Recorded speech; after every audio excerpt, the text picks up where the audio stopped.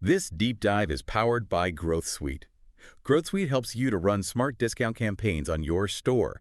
Test it for free on your Shopify store. Just land on the Shopify App Store now and test it for free. All right, welcome back to the deep dive. Today we're going to crack open this idea of what your customers are actually doing on your Shopify store. We're talking about heat maps, folks. Clicks, scrolls, where their eyes are going, all that good stuff. Yeah, and this is something that I think a lot of people, they see the sales numbers, right? Maybe you're peeking into Google Analytics a little bit, but those numbers, sometimes they don't always tell the full story. Right. It's one thing to know how many people walked into your store, but another to know if they even looked at your products or just, made a beeline for the bathroom. Exactly, and that's where Heatmaps come in, right? They give you that extra layer of insight, that visual understanding of what's actually going on, and that's really what we're gonna pull out from this the source material here, using Heatmaps to understand Shopify customer behavior. It's from the Conversion Bible, by the way. The Conversion Bible, our favorite. Yeah. So what's our mission today? What are we hoping to accomplish with this deep dive? Okay, so today is all about heat maps, right? We're going to make sure you really understand what they are, how they work, and most importantly, how you can use them specifically for your Shopify store. Because there are a lot of different kinds, and some are more useful than others depending on what you're selling and who your customers are. So let's say you're a store owner and you're looking at your products and you're thinking, why aren't people clicking this? This is amazing. Right, and you might have a suspicion. Maybe your gut feeling is telling you something's off, but you just don't have the data to back it up. Exactly. Heat maps, it's like having that secret window into your customers' minds. Yeah. You actually get to see what they're paying attention to, what they're ignoring. Yeah, it's kind of like being a fly on the wall, but in a digital sense. You get to see, what catches their eye, what makes them click, what makes them scroll. And the best part is it's all visual. It's not just a bunch of numbers on a spreadsheet. It's colorful, it's engaging. Colorful insights, as our source calls it. I love that. Okay, so let's break this down. For a Shopify store owner who maybe hasn't used heat maps before, can you explain what a heat map is? Sure. Think of your website like a weather map, but instead of showing temperatures, it shows you where your users are most active. So the warmer the color, like reds and oranges, the more activity there is. Clicks, scrolls, mouse movements, things like that. And then the cooler colors, blues and greens, those are areas where there's not much going on. Got it. So it's taking all this data about how people are interacting with your site and turning it into something visual, something you can easily understand at a glance. Yeah, exactly. It's about making that data actionable, right? Because just knowing that people are visiting your site isn't enough. You need to know what they're doing once they get there. Right. And it feels like, when it comes to understanding online behavior, we've come a long way from just looking at basic stats like, page views and bounce rate. Oh, absolutely. Back in the day, those were kind of the only tools we had. And they're still useful in a way, but they just don't give you the whole picture. Yeah, you might see that, you're getting a lot of traffic to a certain product page, but the bounce rate is through the roof. And you're like, why? What's going on? Exactly. And traditional analytics wouldn't tell you if, maybe people couldn't find the buy now button or the images weren't loading properly or maybe the product description was just, way too long and boring. And now, with heat maps, you can actually see, oh, look, people are trying to click on this image, but it's not a link. Or, they're scrolling right past this crucial piece of information. Precisely. It gives you that granular level of detail that you just couldn't get before. So how do heat maps specifically help with the unique challenges of running a Shopify store? Because, those stores can get pretty complex with all the different product pages, collections, promotional pop-ups, all that. Yeah, Shopify stores definitely have their own set of complexities, and heat maps can really help you navigate that because, let's say you're running a sale and you've got this big banner on your homepage. Right. And you're looking at the numbers and it seems like people are clicking on it, but the sales aren't really reflecting that.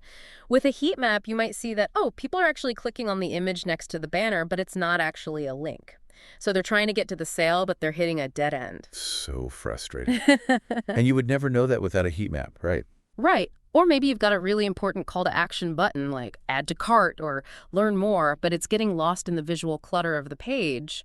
A heat map would show you that people are just, scrolling right past it. So we're talking about bridging the gap between having the raw data, like you get from Google Analytics, and actually knowing what actions to take. Right, exactly. Google Analytics will tell you what happened. A heat map will tell you where it happened on the page. And that's what makes it so powerful for making informed decisions about your store's design, layout, and really your whole user flow. Okay, I'm sold. Now let's talk about the visual aspect of heat maps. Yeah. Those bright reds and oranges for high engagement, those cooler blues for less activity. That just seems so intuitive. It makes it easy to understand even if you're not, a data whiz. Right. And that's intentional, right? Those colors are chosen because they align with how we naturally interpret intensity. Red and orange, they mean heat, energy, importance. So they immediately draw your eye to those areas of high activity. And then as the level of interaction decreases, the colors cool down, just like, on a temperature map. It's amazing how a concept originally used in geography and meteorology has found such a powerful application in the digital world, right? And we're talking about heat maps for websites, heat maps for understanding customer behavior. It's really fascinating, isn't it? And the evolution of the technology has been pretty impressive, too. We went from these static images to real-time dynamic heat maps that can capture user behavior in real time. It's like watching a live stream of how people are interacting with your store. It's almost like having those security cameras that you see in physical retail stores, but for your online store. Right. But even more detailed because you're not just seeing where people are walking, you're seeing exactly where they're clicking, scrolling, hovering their mouse. Exactly. It's like having X-ray vision for your website. You can see what's working, what's not, and why. And the beauty of it is that it integrates so well with the tools we're already using. Like you can combine those visual insights from heat maps with the quantitative data you're getting from Google Analytics. Oh, absolutely. That integration is key because it gives you a much more holistic view of your customer's journey. You can see where people clicked on a page, and then you can see if those clicks actually led to conversions tracked in Google Analytics. So you're basically saying that you're not just seeing the individual pieces of the puzzle, you're seeing the whole picture, how everything fits together. Precisely. It's about connecting the dots, right? And that's what allows you to make those truly data-driven decisions that can actually move the needle for your business. Okay, so we've got a good understanding of what heat maps are, how they work, why they're useful, but I think it's time to get a little more specific. Tell me about the different types of heat maps out there. What are the different flavors, so to speak? Okay, well, let's start with the most common one, which is the click heat map.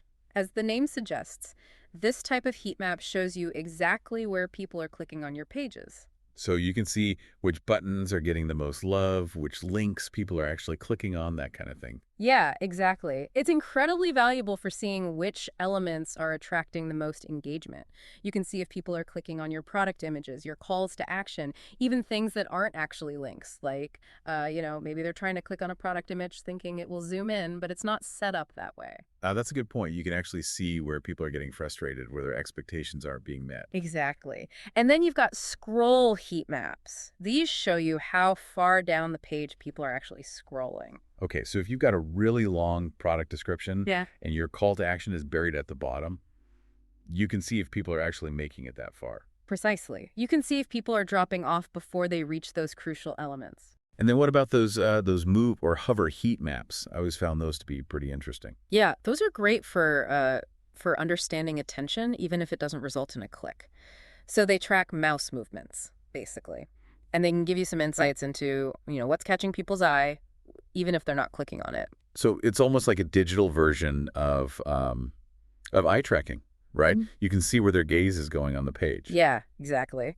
And then you've got attention heat maps, which combine scroll depth with the amount of time people spend on different sections of the page. Okay, so it's like a heat map on steroids, basically. Right. It gives you a much more nuanced view of where people are focusing their attention and for how long. Now, for those Shopify stores that rely heavily on forms, like for their checkout process or for lead generation, are there specific heat maps for that? Yeah, you've got form analytics heat maps. These are specifically designed to analyze how people are interacting with your forms.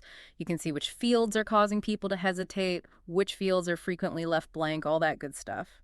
So if you're seeing a lot of cart abandonment, you can use these heat maps to figure out what's tripping people up during the checkout process. Exactly. And then, of course, you've got mobile-specific heat maps, which are absolutely crucial these days, given how many people are shopping on their phones and tablets. Because a mobile user experience is so different from a desktop experience, Yeah. right? And you need to make sure your site is optimized for both. Absolutely. And mobile heat maps can help you do that. They show you how people are interacting with your site on those smaller screens, so you can identify any issues with, button placement, font sizes, things like that. Okay, so those are all the different types of heat maps, but let's talk about the business case, right? At the end of the day, it all comes down to the bottom line. What kind of return on investment can a Shopify store owner expect from implementing heat maps? Well, the ROI can be pretty significant because by identifying and fixing those areas of confusion, friction, missed opportunities on your site, you can directly improve the user experience, which leads to, higher conversion rates, more sales, all that good stuff. Can you give me some concrete examples of how heat maps can actually impact those conversion rates? Sure. So let's say you're seeing a lot of cart abandonment. By analyzing your checkout page with a heat map, you might see that people are getting stuck on a particular form field. Maybe it's not clear what information they need to enter, or maybe there's a technical glitch preventing them from moving forward. By fixing that issue, you can, smooth out the checkout process and reduce cart abandonment. That makes sense. Yeah. What about product pages? How can heat maps help you optimize those? Well, with a heat map, you can see if people are actually looking at your product images or if they're scrolling right past them. You can see if they're clicking on your add to cart button or if it's getting lost in the visual clutter of the page. Right. So you might realize that you need to rearrange some elements, make your call to action more prominent, things like that. Exactly. And heat maps can also help you optimize your site navigation. Let's say you've got a category of products that's not getting a lot of traffic. By looking at your heat map, you might see that the link to that category is buried deep in your menu and people are just not finding it. So you can move that link to a more prominent position, make it more visible, and suddenly you're driving more traffic to those products. And what about A/B testing? Can you use heat maps for that? Absolutely. Heat maps can be a really powerful tool for validating your A/B tests because you can see not just which version of a page performed better, but why. Maybe the winning version had a more prominent call to action, or maybe it did a better job of highlighting key product features. So it's not just about guessing, it's about getting that visual evidence. Exactly. And the best part is that you can use heat maps to optimize the entire customer journey through your store, not just individual pages. Okay, so we've talked about the different types of heat maps, the benefits, the ROI. Now let's get into the nitty-gritty. What are some of the key user behavior patterns that Shopify store owners should be looking for when they're analyzing their heat maps? Okay, so one really important pattern is to look for what we call purchase intent signals. Purchase intent signals. What are those? So basically, these are behaviors that suggest a customer is seriously considering making a purchase. For example, they might hover their mouse over a product image for a long time, or they might spend a lot of time looking at the price and the shipping information. So if you see a lot of activity around those areas, you know you're on the right track, right? But what about negative signals? What are some patterns that might indicate that a customer is about to bounce or abandon their cart? One thing to watch out for is hesitation patterns, especially during the checkout process. So if you see a lot of frantic mouse movements or people clicking back and forth between different pages, that could be a sign that something's confusing them or making them hesitate. Right, like maybe the shipping options aren't clear or the form fields are too complicated. Exactly. And it's also really important to look for differences in behavior between different devices. People interact with websites very differently on their desktop versus their phone or tablet. So a layout that works perfectly on a desktop might be a total disaster on a mobile phone. Right. And heat maps can help you see those differences and make adjustments accordingly. Okay, so let's say you've identified some of these critical user behavior patterns. What are the next steps? How do you actually take that information and use it to improve your Shopify store? Well, the first step is to connect those visual insights with your actual sales data. So you want to look at your heat map data alongside your Google Analytics data and see if there are any correlations. For example, if you see a lot of clicks on a certain banner, but those clicks aren't leading to sales, then you know you need to make some changes. Exactly. And then once you've got a good understanding of what's working and what's not, you can start to formulate some hypotheses. Pipeline. Yeah, like educated guesses about what changes you can make to improve things. For example, you might hypothesize that moving your Add to Cart button to a more prominent position will increase conversions. And then you test that hypothesis by making the change and monitoring your results. So it's all about testing and refining, constantly looking for ways to improve. Exactly. It's an ongoing process. But with the help of heat maps, you can make those improvements much more data-driven and effective. All right, so let's talk about some specific optimization strategies. Let's start with product pages. What are some things you can do to make your product pages more engaging and persuasive based on what you've learned from your heat maps? Okay, so one thing you can do is optimize the placement of your product images. You want to make sure that your most compelling and informative images are positioned above the fold, where people are most likely to see them. And you also want to make sure that your images are clickable so people can zoom in and get a better look. What about the call to action, the add to cart button? That's pretty important, right? Oh, absolutely. You want to make sure that button is highly visible and easy to find. You can experiment with different colors, sizes, and positions to see what works best. And you can also add some persuasive microcopy to the button, like buy now and get free shipping or something like that. And then there's the product description. Some people Oof. love to read those long, detailed descriptions, but others just want the key bullet points. How do you strike that balance? Yeah, that's tricky. But heat maps can help. If you see that people are scrolling right past your long descriptions, you might want to consider condensing them or using bullet points and headings to make them more scannable. And you can always include a read more link for those who want the full details. What about important information like the price and the shipping costs? Mm. Where should those be placed? You want to make sure that information is clear and easy to find. Ideally, it should be placed right next to the Add to Cart button so people don't have to go hunting for it. And you can use heat maps to see if people are having trouble finding that information. If you see a lot of mouse activity around that area, you might need to make some adjustments. What about cross-selling and upselling? A lot of Shopify stores rely on those tactics to increase their average order value. How can you use heat maps to make sure those recommendations are actually effective? Well, you can use heat maps to see if people are actually clicking on those recommendations. If they're not, you might need to adjust the placement, the types of products you're recommending, or the way they're presented. And what about those all-important testimonials and customer reviews? Yeah, those are great for building trust and social proof. And you can use heat maps to see where on the page people are most likely to notice them. Typically, it's a good idea to place them near the product details, just below the fold. Okay, so we've talked a lot about product pages, but let's move on to navigation. How can you use heat maps to make sure your site is easy to navigate and people can find what they're looking for? So one thing you can do is look at your click heat maps to see which menu items are getting the most clicks and which ones are being ignored. And if you see that a certain category is getting a lot of clicks, you might want to consider giving it more prominence in your navigation. Exactly. And you can also use heat maps to see if people are having trouble finding your search bar. If they are, you might need to make it more visible or move it to a more prominent position. What about the footer? Is that important? Yeah, the footer can actually be a valuable piece of real estate. A lot of people scroll all the way down to the bottom of the page, so you can use heat maps to see what links are getting the most clicks in your footer. All right, now let's talk about checkout optimization. This is a big one for Shopify stores, right? Cart abandonment is a huge problem.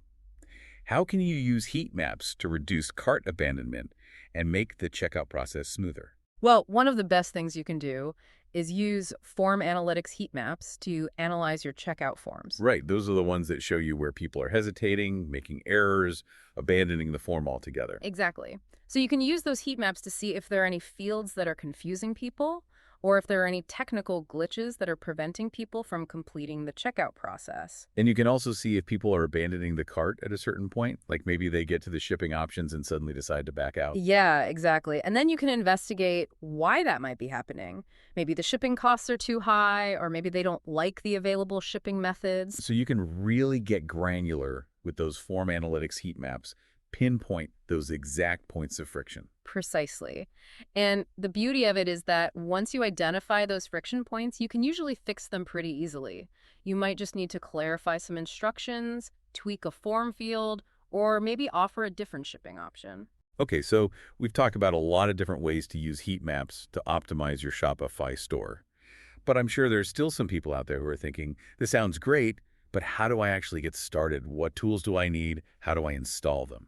Well, the good news is that it's actually pretty easy to get started with heat maps. There are a lot of great tools out there, and most of them are really easy to install. In fact, a lot of them have one-click installation through the Shopify App Store. So no need to mess around with code or anything like that? Nope. Most of these tools are designed to be very user-friendly. You just install the app, follow the instructions, and you're good to go. Can you give me some specific examples of some good heat map tools for Shopify? Sure. Some of the most popular ones include Lucky Orange, Hotjar, Crazy Egg, Microsoft Clarity, and Heatmap by Webbies. Mm. Okay, and those are all paid tools, right? Most of them have free plans, but the paid plans give you more features and more data. Got it. So how do you choose the right tool? What are some things to consider? Well, it really depends on your needs and your budget. Some things to consider include the types of heat maps offered, the level of detail provided, the integration with other tools, and the ease of use. And of course, the price. Right. But it's important to remember that heat maps are an investment, and the insights you gain from them can more than pay for themselves and increase sales. All right, so let's say you've chosen a heat map tool, you've installed it, you're starting to collect data. What are some common mistakes people make when analyzing their heat maps? What are some pitfalls to avoid? Okay, so one common mistake is misinterpreting correlation as causation. Just because two things happen at the same time doesn't mean that one caused the other. Right, like you might see that people who click on a certain banner are more likely to make a purchase, but that doesn't necessarily mean that the banner is what's causing them to buy. Yeah. It could just be that people who are already interested in buying are more likely to click on banners in general. Exactly. So it's important to be careful about drawing conclusions from your heat map data. You need to look at the big picture and consider all the other factors that might be at play. What are some other common mistakes? Another mistake is over-optimizing for clicks. Just because people are clicking on something doesn't mean it's a good thing. For example, you might see that people are clicking on a certain image on your product page, but those clicks aren't leading to sales. In that case, you might want to reconsider the placement of that image or maybe even remove it altogether. Right, you don't want to distract people from the main call to action. Exactly. And another common mistake is neglecting mobile analysis. A lot of people just look at their desktop heat maps, but it's really important to analyze your mobile heat maps as well. Because, as we discussed earlier, people interact with websites very differently on their phones and tablets. And those mobile users are a huge part of your audience these days. Absolutely. So you need to make sure your site is optimized for them. And heat maps can help you do that. Okay, any other pitfalls to avoid? Yeah, one more thing. Don't forget to segment your data. Look at your heat maps for different groups of users, like new versus returning customers, or people who came from different traffic sources, because different groups of users will often behave very differently on your site. So you might need to create different experiences for different types of users. Exactly. And that's where heat maps can really shine, because they allow you to see those differences and tailor your site accordingly. Okay, so we've covered a lot of ground today. We've talked about what heat maps are, why they're useful, the different types, how to analyze them, some common mistakes to avoid. Any final thoughts? Yeah, just remember that heat maps are a really powerful tool for understanding customer behavior, and they can help you make significant improvements to your Shopify store. But it's important to use them wisely. Don't just blindly make changes based on what you see on your heat maps. Take the time to understand the data, think about the big picture, and formulate hypotheses that you can test and refine. It's great advice. All right, folks, that's our deep dive into using heat maps to understand Shopify customer behavior. Hope you found it helpful. And if you're looking for a simpler, more integrated way to track these strategies, consider the Growth Suite application for Shopify. It can streamline your optimization processes, helping you track results and scale your business faster. Test it for free on your Shopify store. Just land on the Shopify App Store now and test it for free. Until next time, happy selling. See you next time.